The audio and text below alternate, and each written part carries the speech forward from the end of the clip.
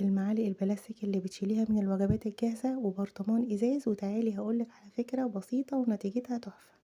هنثبت المعالق على غطا البرطمان بس، يعني الشمع او اللاصق هنحطه على الغطا فقط، وهنثبت المعالق كده واحدة ورا التانية لحد ما هنكمل الدايرة بتاعة الغطا.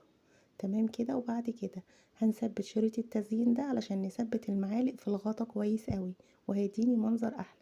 كده بقوا ثابتين في الغطا كويس قوي. بعد ما هنثبت طرفين شريط التزيين على بعض، شريط التزيين ده هيبقى على ذوقك انتي، حبيتي تحطي استرس برضو هيبقى جميل جدا، حبيتي تحطي الشريط بتاع فصوص اللولي هيبقى جميل جدا. هنا انا فكيت الغطا من البرطمان، وهبدأ بقى على الارجل من تحت كده هثبت فصوص او وردات، يعني على حسب الشريط اللي انتي برضو مستخدماه.